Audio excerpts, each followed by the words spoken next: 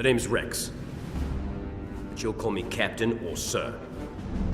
War does not come with a guarantee. No soldier gets the promise of safety. My designation is Trooper 27-5555, sir. We call him Fives. I'm Heavy. This is Echo. I'm Commander Cody, your new boss. Sir, yes, sir! Looks like we got ourselves a batch of shinies, Commander. Look around. We're one and the same. Same heart, same blood. Your training is in your blood. And my blood's boiling for a fight. So I hope any idea this is our war. This can't be good. We need to pull back. Get on the portals. If we can draw them out, we can see them. If we can see them, we can hit them.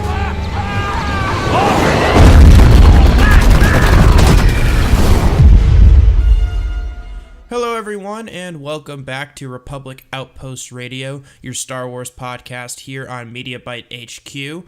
I am your host, Sean Hussey, and as always, I am joined by my co-host, Nathan Hicks. What's going on, Nate? The huge, my man.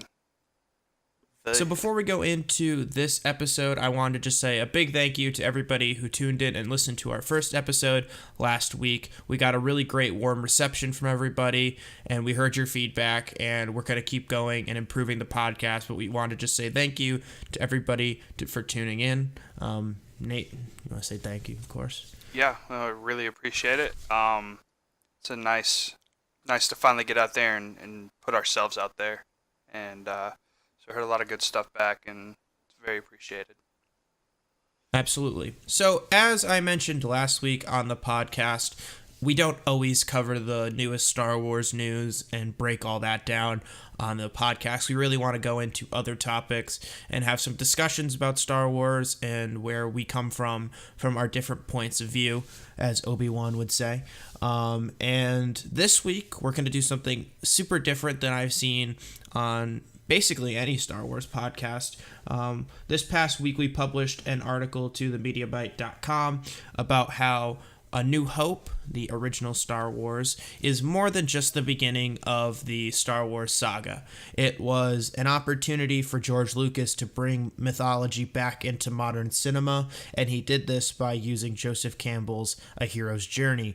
And for those of you who don't know, The Hero's Journey is an arc of what a character goes on a journey throughout either a book or a film, and we're going to kind of dive into each of the steps and how it applies to A New Hope. But that's basically what we're going to be talking about this week. We're going to go super in depth with it, talk about Luke's story, how that might counter from Anakin and Vader's story, and we're going to just look at the entire trilogy, the entire saga, and we'll see where it goes from there. Nate, do you have any thoughts before we begin? Not a whole lot. I mean, it's the hero's journey. We all, even if we don't know what it is, we all know what it is once we, read up on it or have it explained to us. So I think this will be pretty cool, little topic to dive into tonight. Awesome. And so if you guys want to follow along or just get a better understanding of each step of the hero's journey, feel free to check out our article on the MediaByte.com. It's going to be linked in the description. But without further ado, let's kind of dive in to this article.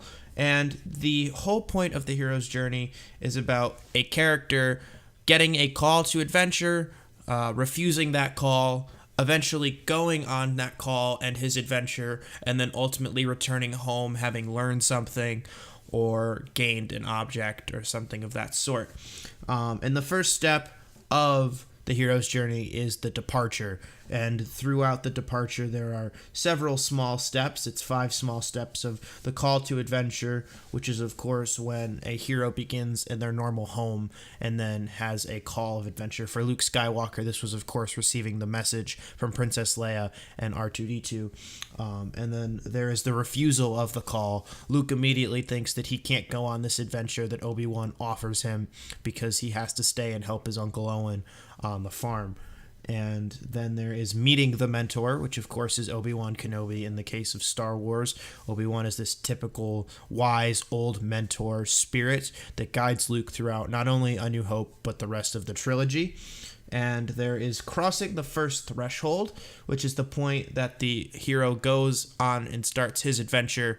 And at this point for Luke, it's going into the cantina, which is a mysterious and dangerous place where he even encounters some danger in the form of Ponda Baba and Dr. Ebazan. And then you have the belly of the whale, which represents the final separation from the hero's known world and self. By entering the stage, the hero shows willingness to undergo a metamorphosis. And in case of Star Wars, this one is a little bit of a debate.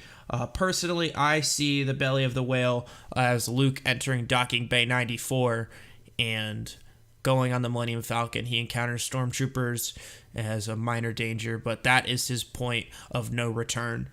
Some would argue that the trash compactor scene later in the film is the belly of the whale because it is a more literal representation of that term.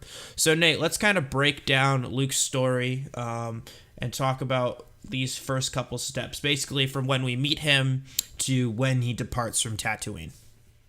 Right. So, thing is you know, when you're understanding, you know, what the hero's journey, like the structure of it, you know, the departure, you know, the call of adventure, all the little steps. You know, if you read fantasy, you've read this before. You know, your typical farm boy goes on an adventure, standard old school fantasy. Star Wars does that. However, Star Wars does it way better than a lot of the fantasy does. But you know, it's pretty standard, and the thing is movies didn't do this when Star Wars was being made, which is part of the importance of it. And yeah, there's not a whole lot. I mean, breaking it down, you know, it's all really right there. You know, he gets the call with Leia's message. You know, he says no. He's got to help out on the farm. I mean, it's all right there. It's easy to follow and pretty concise, which, you know, really makes for a very clean story from beginning to end. You know, you've got these steps, they're followed through. You know, you've got your scenes. It all, I mean, it works, and time and time again, it's worked. So I'm not really sure what else I can add to it at that point. Yeah, I mean, I definitely agree with you. What I think I really enjoy the most about this stage for especially Luke as a character, we'll get into later about how this is used with other characters in fiction. But what I love just about how Luke is approached with the hero's journey is that he's not this hero spirit immediately. And that was something that Campbell always stretched and enhanced and emphasized is the word I was looking for when approaching the hero's journey. His idea was to sway away from a lot of, you know, the Anglo-Saxon and modern time belief that you had to be born with a special gift or ability to become a hero. Campbell really wanted to enhance and emphasize that anyone can be a hero. They just have to figure out within their life what their journey is and embark on it.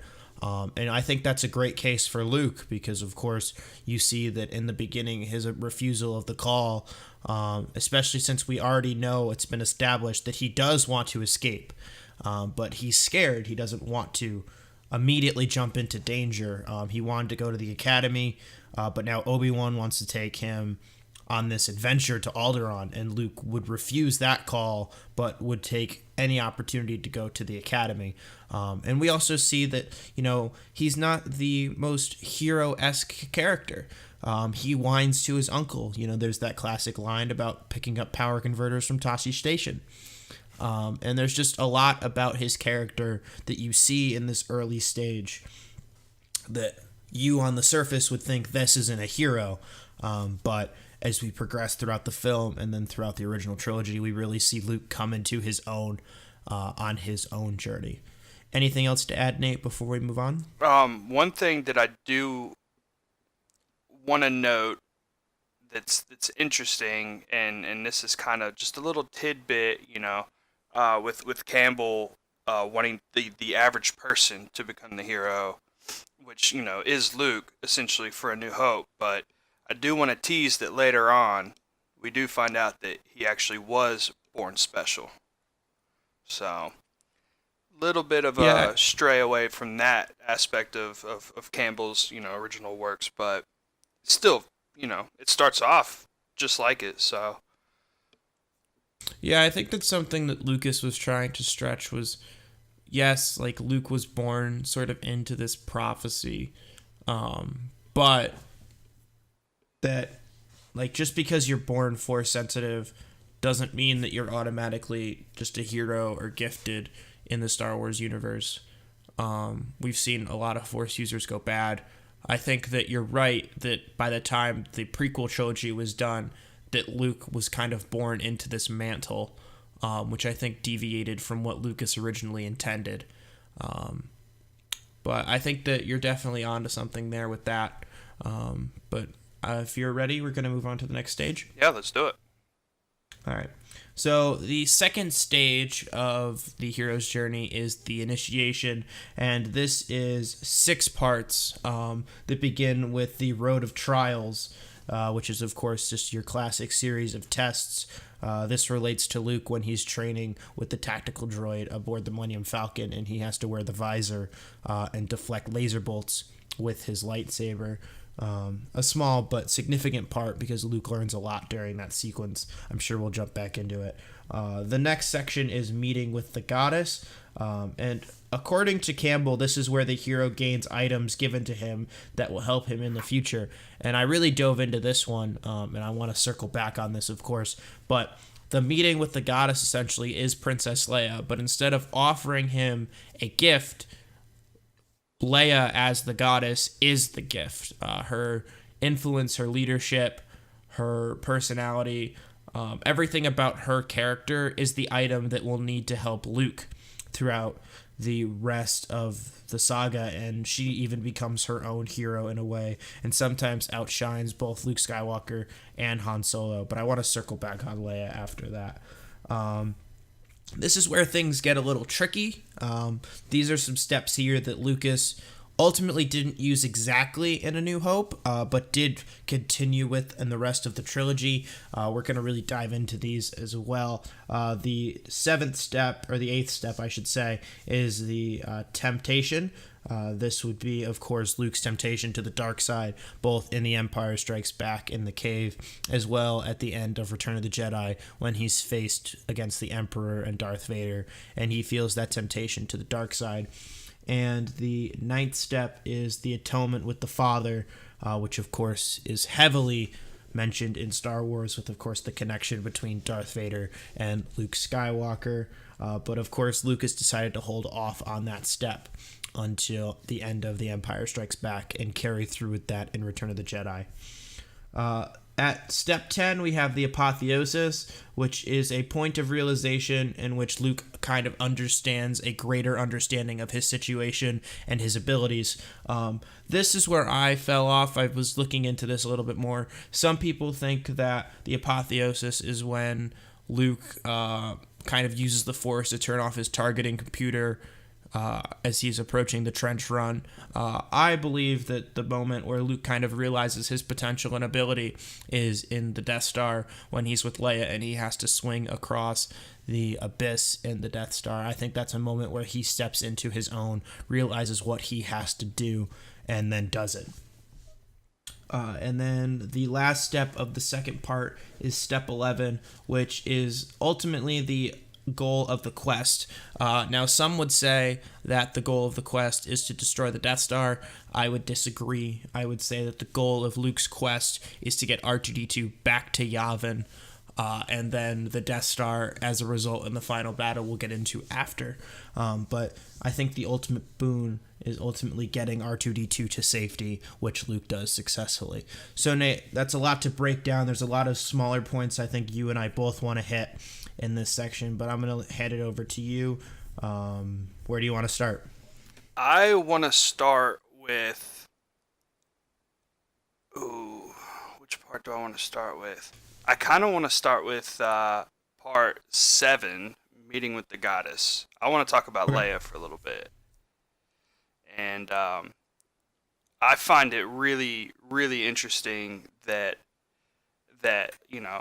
this idea of Leia being the goddess, and instead of gaining that, what did you call it, the item, instead of gaining an item from Leia, she is the item.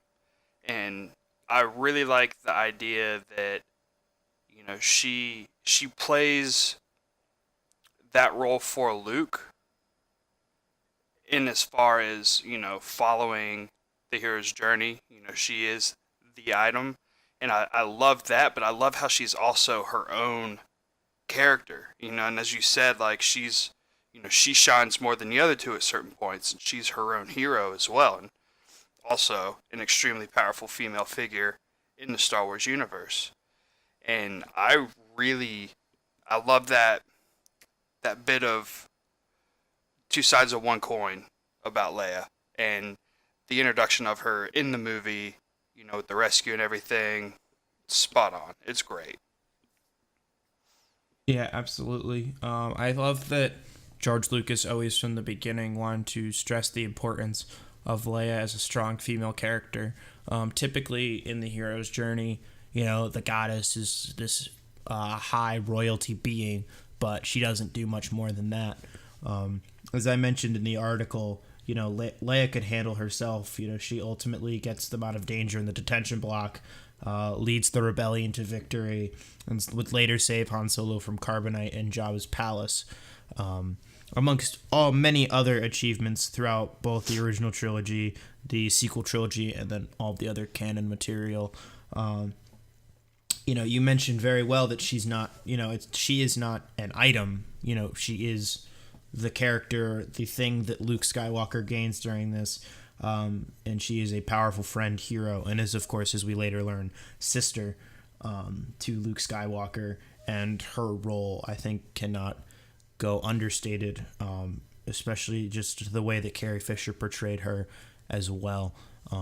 What I would like to talk a little bit more, just to kind of backtrack a little bit about the trials, because typically, the hero will be failing this test, as Luke does, because he requires the visor in order to pass the training exercise. And while a small scene in the film, it's also very significant. We learn a lot about Han Solo's character during that moment. We learn more about the Force. We learn more about just Luke's frustration and lack of patience. Of course, he wants to immediately kind of pass the tests and move on. And I think this is a great teaching moment and one of the more criminally underrated scenes in A New Hope. But I'll hand it back over to you if you want to talk about. I know that you're a big Return of the Jedi fan. Yes. So if you want to talk a little bit about Luke's temptation, both in Empire, but of course that pivotal scene in Return of the Jedi. I think here in the first Star Wars, maybe I also understate this scene a little bit, with his failure at deflecting the little bolts from the drone. But that is an extremely important scene, one for Luke. It's his first lesson with the Force. You learn a lot about the Force in general from Obi-Wan. And, I mean, like you said, you learn a bit about Han Solo's character at the same time.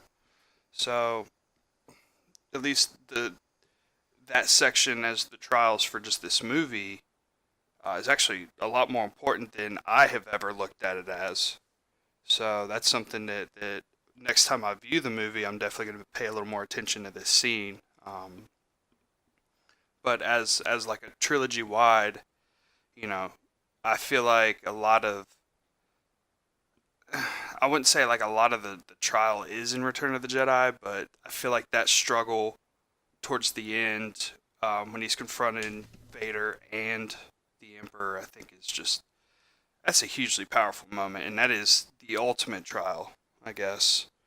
But I feel like there's something later on that maybe we can touch on that a little more, and I don't really want to dive into that too much right now. But yeah, I mean, the scene where with Luke training with that little drone is definitely a bit more important than I always gave it credit for. Yeah, absolutely.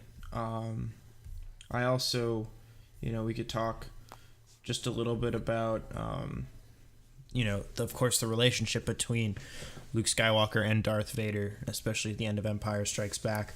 The atonement with the Father, according to Campbell, is the step that the hero must confront and be initiated by whatever holds the ultimate power in his life. In many myths and stories, this is the father or a father figure who has life and death power. It's the center point of the journey. All the previous steps have been moving into this place, and then all that follow will move on from it. Although this step is most frequently symbolized with an encounter with a male entity, it does not have to be a male, just someone or something with incredible power. And of course, I think Vader is the perfect example of that. Not only does it fit perfectly by being at the end of the middle chapter of the original trilogy, everything leading up to, or everything so far in Star Wars at that point was leading up to that, and then everything post to that was a direct result of that moment. And I think Lucas does a really good job of portraying that. And it's something that I don't think a lot of people consider to be part of the hero's journey, or at least something they don't consider when thinking about the hero's journey.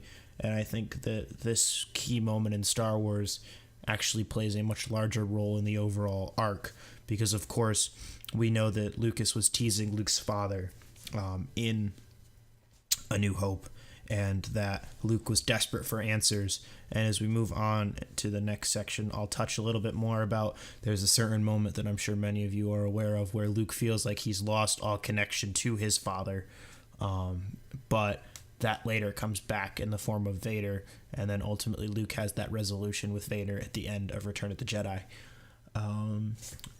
After that, we just have some stuff about Luke and R2-D2. But Nate, is there anything else you want to touch on within either Darth Vader, Luke Skywalker, or even some of the stuff I didn't mention? I think your opinion on the location of the apotheosis is pretty interesting. Swinging across the Chasm and the Death Star. I never would have thought of that. Because I always, saw that as the moment where he turns off his targeting computer. Which, that just easiest thing to come to mind doesn't always necessarily mean it's the right thing. So, I do think your insight on, just the danger and Luke's initiative to swing across, it's a pretty good call. I like that a lot. A little bit of headcanon if it is not canon going on there. So that's all I got on that one. A lot of people would consider that moment in the X-Wing to be that moment of apotheosis. Something I was really stressing when covering this article is I wanted to kind of approach it, other than, of course, the two steps we talked about that take place in The Empire Strikes Back and Return of the Jedi. I really wanted to keep the movie in chronological order. I think that a lot of the hero's journey gets switched around in film just because of the requirements of a screenwriter and how you approach a story on film versus how you just approach this overarching philosophical look at a hero's journey. But I kind of really wanted to constrain myself to A New Hope and to figure out if there were different pieces of the puzzle in where they're faced with these tasks in chronological order. If you're good, then we'll move on to the third section. Sounds good to me. Awesome. So the third section is, of course, the return. This is when the hero again traverses the threshold between the two worlds, both his ordinary world and the new world that he has entered into. And then he will return to the ordinary world with the treasure or elixir he has gained, which of course is his lightsaber and his knowledge of the Force, which he may now use for the benefit of his fellow man. The hero, I should say, is transformed by the adventure and gains wisdom or spiritual power over both worlds. This final stage is broken up into 6 more parts. The first of which is the refusal of the return. So just like the character refuses to go on the adventure, the hero also refuses to leave the adventure.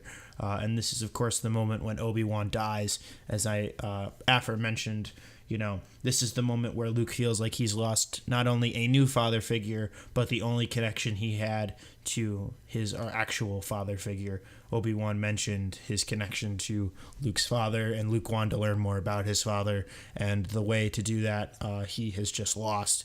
On top of the fact that he has now just lost a new mentor figure in his life. But ultimately, with the help of Leia, as we mentioned earlier, this is one of her many times that she comes to kind of rescue Luke. She kind of yells, "Luke, we have to go," and he leaves on the Falcon to go to Yavin 4. So again, just kind of going back to that point where Leia's already showing her importance in the hero's journey. We then have the magic flight, which is pretty self-explanatory. That is the flight back in the Falcon. Sometimes, again, you experience danger. That's in the form of the TIE Fighter battle with the Millennium Falcon gunners. We don't have to go too much into that, but they have now saved R2-D2 and gotten him out of there. These next couple steps are actually pretty interesting. I kind of changed these up a little bit as well. The Rescue from Without, which talks about the hero's guides and assistants, and how he relies on those people to kind of help him in his final moments and on the return. And this is, of course, during the trench run when Han Solo comes and saves him from Darth Vader's grasp. And we then have the crossing of the return threshold, which I relate to, of course, the destruction of the Death Star and then returning back to the Yavin 4 ceremony to receive his medal. And this is also a step where Luke now must return to his ordinary world, which is not Tatooine, but a world in which the Empire does not exist, essentially. In terms of this self-contained story, the Empire has been so-and-so defeated, and that's the ordinary world. Luke went from a world where the Empire wasn't a factor to a world where the Empire was, and then back to a world where the Empire was no longer a factor in his life.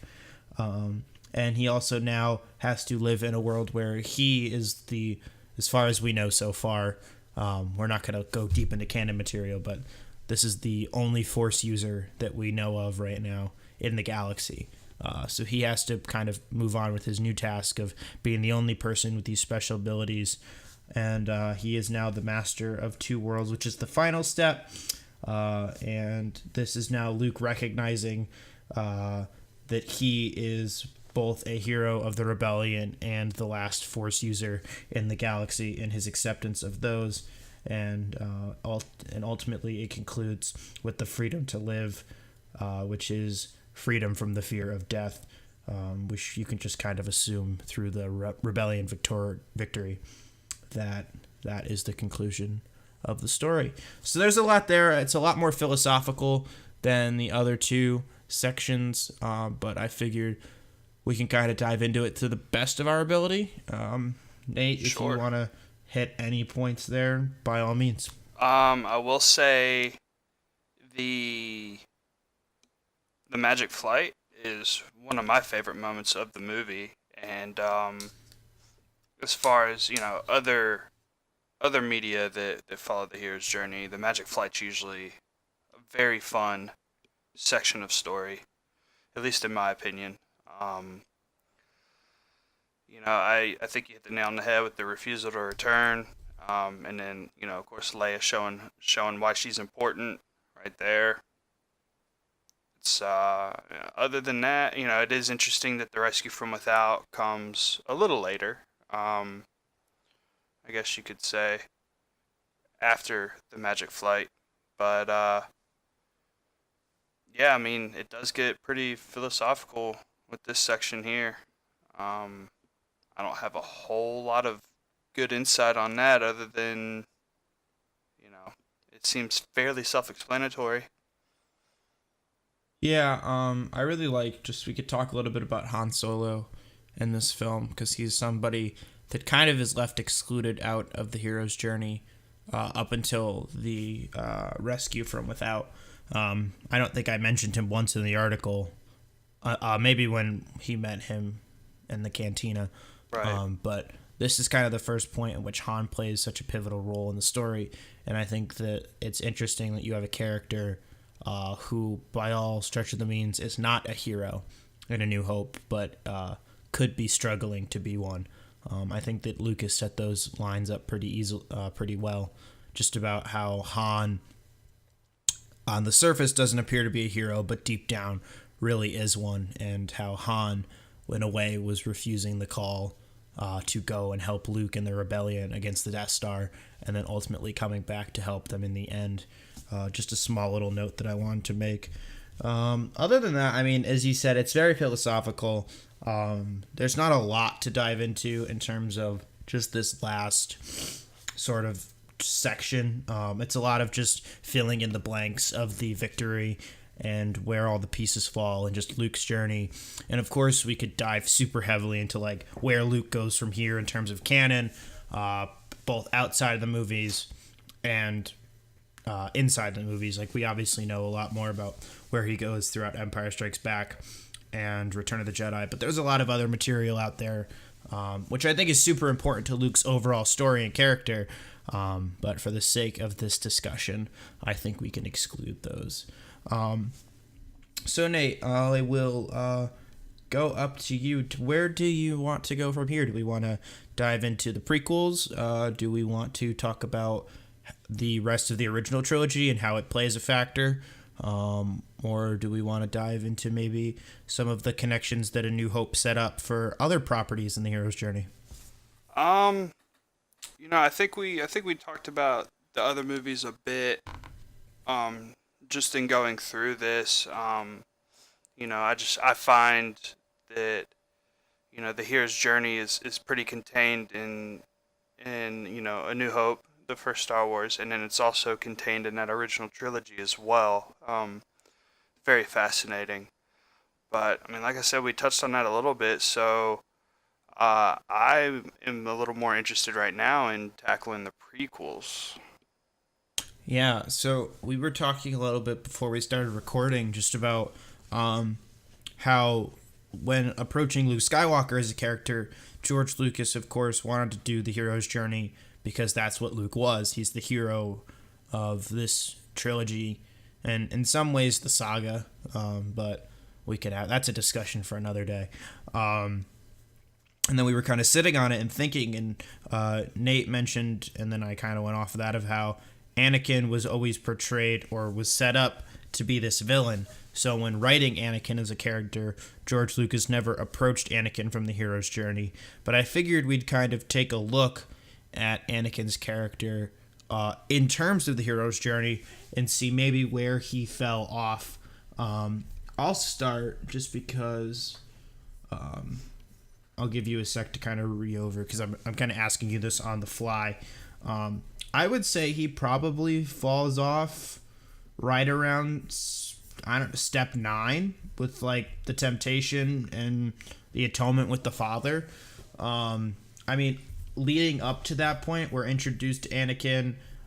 He doesn't really have a big refusal of the call. He's kind of he's wanting to go on the adventure, which could say a lot about his character. Typically a hero does not see themselves as a hero, and they'll refuse that call because they think that they have other obligations or reasons for them not being a hero. We then get meeting with the mentor, whether that be Qui-Gon, Obi-Wan. You can take your pick there. Anakin had a lot of mentors. He crossed the first threshold. He went into the belly of the whale. Going into initiation, he had plenty of trials. Meeting with the goddess, I'd say that's Padme. Yep. And then it goes into the temptation and the atonement with the father. And I think that's kind of where he falls off, because after that, you have the apotheosis, which you could say Anakin as Vader understands in Revenge of the Sith. But as for Anakin as a hero, I don't think he ever reaches that point. And then everything past that, I think, has nothing really to do with Anakin unless you want to spin it on Vader. But I think that you have, with the temptation, of course, Anakin falls to the dark side, and that atonement with the father is his relationship with Sidious. And as Sidious is this dark, very powerful father figure character to Anakin, ultimately who corrupts him in the most dark way possible. So based on all that, Nate, I'll turn it over to you. Kind of give your thoughts on the prequels and how Anakin's journey. Do you kind of agree with me, disagree with me? I actually, good stuff. I fully agree with that, and I would almost say that Anakin and Vader, to a degree, are almost two different characters.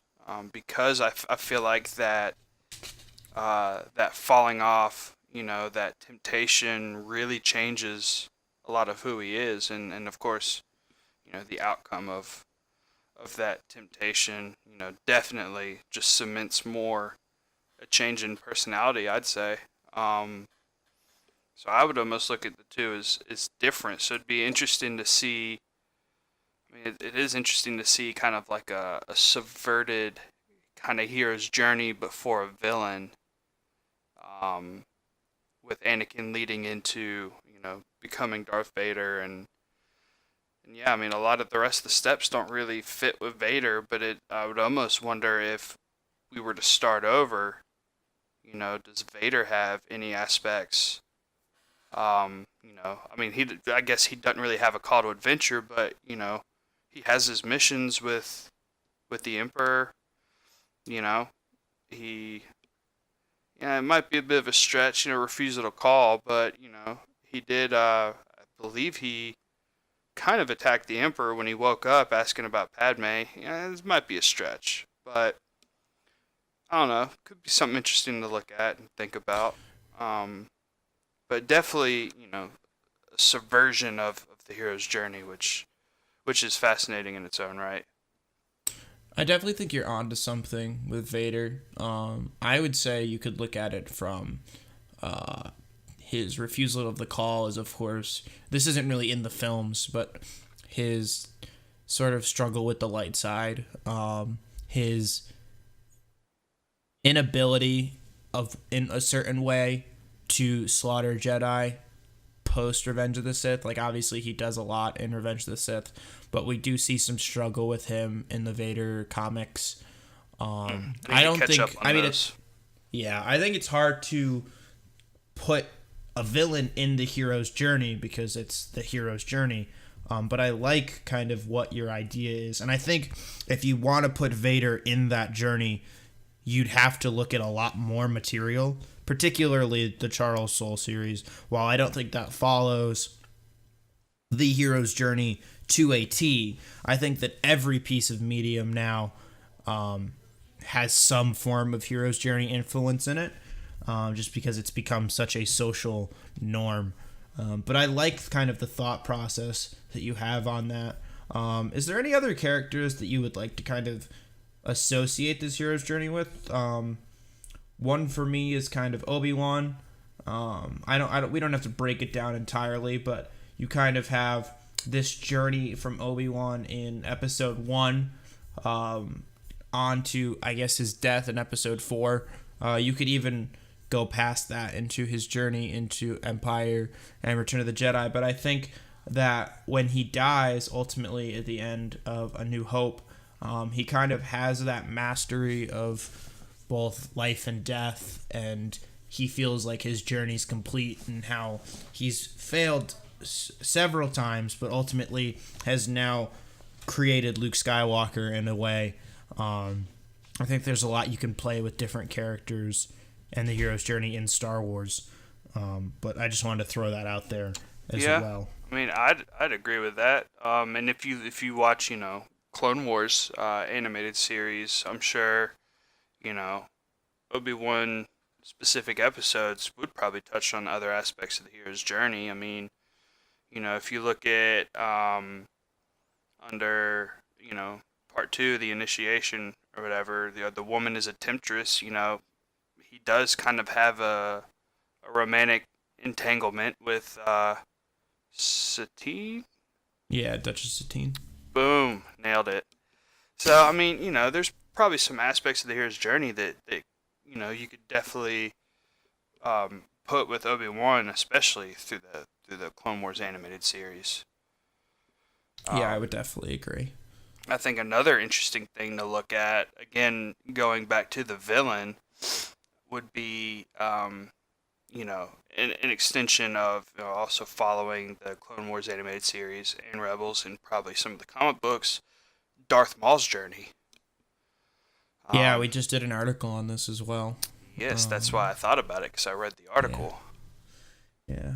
I'm a resident Star Wars writer, so I'm writing a lot of this stuff. But yeah, no, Maul's journey is definitely interesting. I actually wouldn't put him in the hero's journey personally, but like I talked a lot about just how his character is just this character of tragedy and desperation and revenge, and that's something we could go into on a whole episode, just about very compelling characters in Star Wars, both heroes and villains, and what they go through.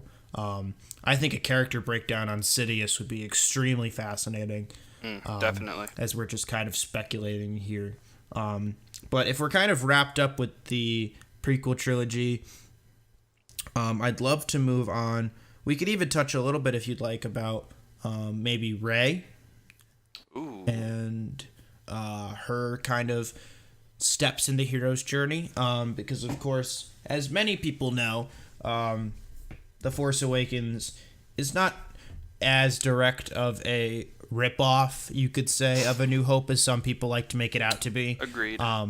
But it definitely has those elements of the hero's journey. I'm not going to go step by step with Rey again. I don't think that her journey in The Force Awakens is as complete as Luke's was in A New Hope. I think that there's a lot there, but I think that once you have the death of Han Solo, I think after that it kind of falls off slightly. Yeah, I would agree with that. Because, yeah, she has to fight Kylo, and she doesn't have the task of destroying Starkiller Base, because they wanted to share the wealth a little bit there with different characters of the new saga. But I just wanted to touch on that. I'd love to re-explore this topic after Episode 9 and see how her character has evolved. I think that there's a lot of stuff in 8 that we could dive into as well. But maybe we'll save that for another episode, because I kind of like that idea. Yeah. Absolutely. Do you want to hit anything else before we move on? No, I think I'm good. What you got in mind for next? I was thinking, you mentioned previously, is just how the Star Wars and A New Hope and why it used the hero's journey to create like this mythology and how it had an impact. And I think that that's super interesting, especially as someone who really enjoys the humanities and just likes looking at things from different perspectives. Campbell only wrote this in like the late 40s, early 50s. So this wasn't this wasn't something that was really established at the time that Lucas decided to write Star Wars. But there was a quote from Lucas that I included in my article, in which he said, quote, "It came to me that there was no modern use of mythology, so that's when I started doing more strenuous research on fairy tales, folklore, and mythology, and I started reading Joe's books," meaning Joseph Campbell. Before that, I hadn't read any of Joe's books. It was very eerie, because in reading The Hero with 1,000 Faces, I began to realize that my first draft of Star Wars was following classical motifs. And of course, we're going to dive into at the end about how A New Hope brought mythology back to film and the influence that it's had since. But I think it's so interesting. I touched on this briefly, just about George Lucas went to USC to direct films, and he was like classmates with Francis Ford Coppola and Randall Kaiser, who directed Grease, and of course Francis Ford Coppola did The Godfather, amongst many other things. And it just seemed like Lucas, after he did American Graffiti and THX 1131, I think. Something like that. I don't know. It's something like that. That he would just kind of follow this path of like these greaser mob movies that were very popular in the 70s. And he kind of looked at himself in the mirror and said, no, I want to do something different. And he created the Star Wars Saga, ultimately. And I figured you'd want to touch on that a little bit too, Nate. So I'll turn that over to you. Yeah, I mean, I was watching the other day Flash Gordon, and now thinking earlier today, thinking about that came out before Star Wars. I'm pretty sure. I might be wrong on that, but I was thinking about Star Wars and the Hero's Journey into movies like Flash Gordon, which in a way, kind of similar. I guess in the fact that it is science fiction fantasy, but I don't think that movie really follows a whole lot of a hero's journey. So I was trying to think of other movies from around that time period of like, does that follow? Does that main character follow the hero's journey, whatever? And I wasn't thinking of a whole lot. So the impact of Star Wars, down the line with having your protagonist, follow this type of journey has become extremely prevalent. In the MediaByte article, you see a cool little flow chart on there, and you've got Star Wars, you've got Harry Potter, Matrix, Spider-Man, Lion King, Lord of the Rings, like all these other things follow this same I guess kind of outline that that Star Wars brought back into the forefront. So that impact is huge. Yeah, I would definitely agree. There's just so much that Star Wars did on top of like bringing back mythology to film. But that, as we keep saying this, but that's a big discussion for another time. Just with visual effects and in terms of storytelling and shooting on location and props and models and all that fun stuff. We're coming down the stretch here, so I figured we'd just wrap up briefly with talking just about other films that have since used the hero's journey and some different versions of it. There is a more modern version of the hero's journey that I think fits not only A New Hope a little bit better, but also fits a lot of these other films we're going to break down.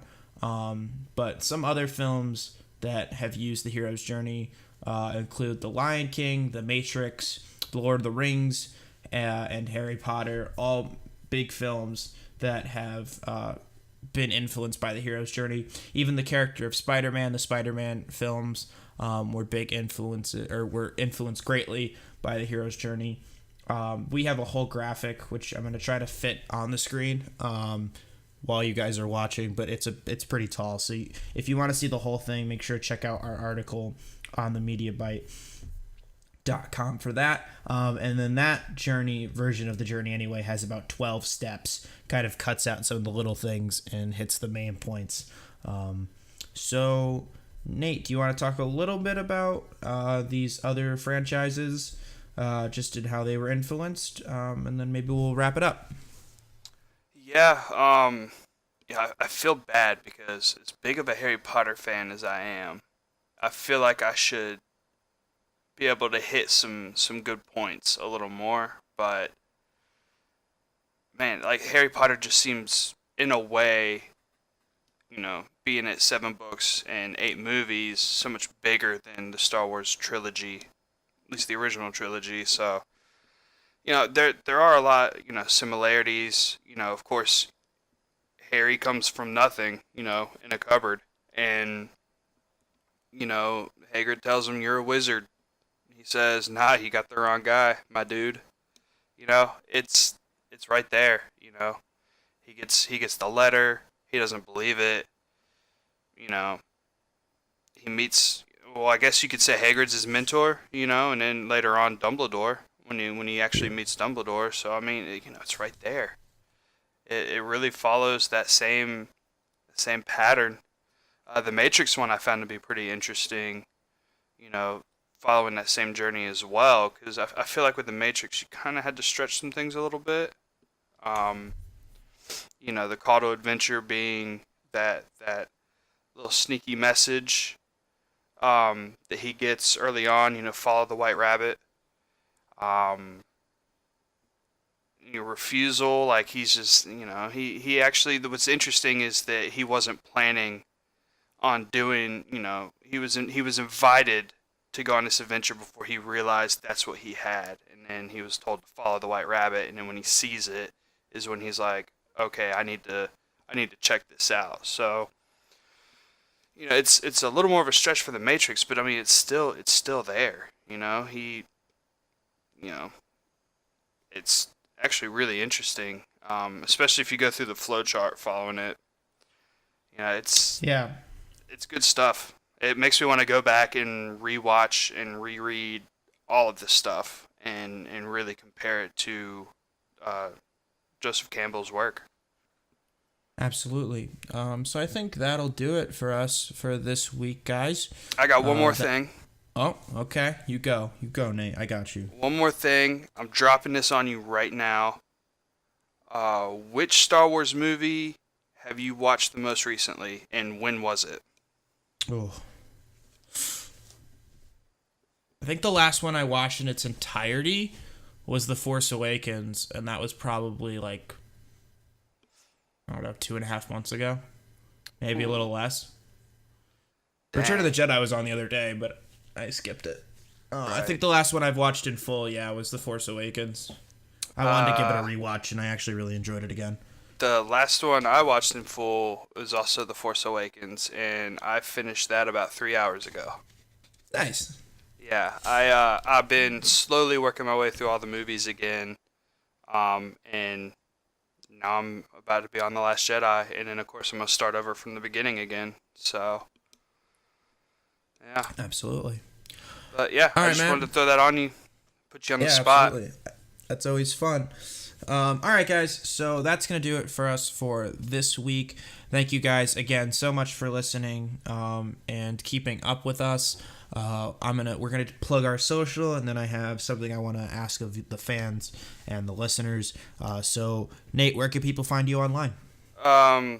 Twitter at The Drunken Dragon, I believe. Also Instagram, but I don't remember that one. It's okay. Links will be in the description. Yeah, and then hopefully soon I'll be back on Twitch. So that'll be twitch.tv.